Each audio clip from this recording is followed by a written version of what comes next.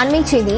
அமைச்சர் செந்தில் பாலாஜிக்கு எதிரான மோசடி வழக்கில் 900 பேர் குற்றவாளிகளாக சேர்க்கப்பட்டிருப்பதாக காவல்துறையினர் தரப்பில் தெரிவிக்கப்பட்டிருக்கிறது.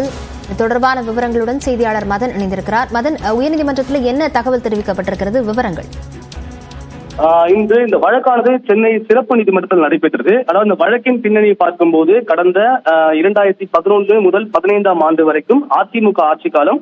அப்போது போக்குவரத்து துறை அமைச்சராக இருந்த செந்தில் பாலாஜி அந்த துறையில் வேலை வாங்கி தருவதாக கூறி பலரிடம் மோசடி செய்ததாக, பணம் மோசடி செய்ததாக ஏற்கனவே சென்னை காவல் ஆணையரிடம் கணேஷ்குமார் உள்ளிட்ட பாதிக்கப்பட்ட புகார் அளித்தார்கள். இதன் அடிப்படையில் செந்தில் பாலாஜி அவருடைய நண்பர்கள் பிரபு, சகாயராஜன் உள்ளிட்டோர் மீது நம்பிக்கை மோசடி, ஏமாற்றுதல் உள்ளிட்ட பிரிவுகளில் சென்னை மத்திய குற்றப்பிரிவு காவல்துறையினர் கடந்த 2017ஆம் ஆண்டு வழக்கு பதிவு செய்தார்கள். இந்த வழக்கு சென்னை எம்பி மற்றும் எம்எல்ஏக்கள் மீதான வழக்குகளை விசாரிக்கும் சிறப்பு நீதிமன்றத்தில் விசாரணை இருந்து வருகிறது.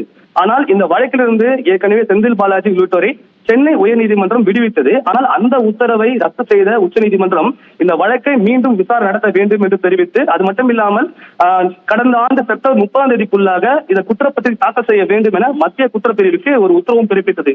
இதையடுத்து மீண்டும் விசாரணை நடத்திய மத்திய குற்றப்பிரிவு செந்தில் பாலாஜிக்கு எதிராக அந்த சிறப்பு நீதிமன்றத்தில் கூடுதல் குற்றப்பத்திரிகை தாக்கல் செய்தார்கள். அதே போல இந்த வழக்கில் குற்றம் சாட்டப்பட்ட இன்னும் சிலரை விசாரிக்க அனுமதி மற்றும் ஒப்புதல் கடிதம் தமிழக அரசிடமிருந்து கிடைக்கவில்லை என்று ஏற்கனவே தெரிவிக்கப்பட்டது. இந்த நிலையில்தான் இந்த வழக்கை இன்று மீண்டும் நீதிபதி ஜெயவேல் முன்பு விசாரணை கொண்டது.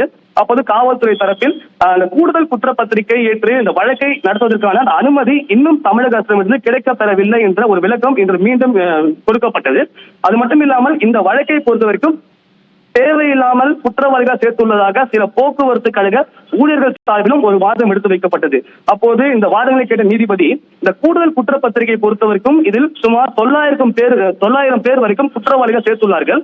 எனவே அனைவரையும் விரிவான விசாரணை நடத்த அனுமதி கிடைத்தவுடன் தான் இந்த வழக்கில் அடுத்த கட்ட நடவடிக்கை மேற்கொள்ள முடியும் என்ற ஒரு விஷயத்தை இன்று தெளிவுபடுத்தினார். இதையடுத்து இந்த வழக்கு விசாரணை மீண்டும் பிப்ரவரி 2ஆம் தேதிக்கு நீதிபதி ஜெயவேல் தள்ளி வைத்துள்ளார். விவரங்களுக்கு நன்றி.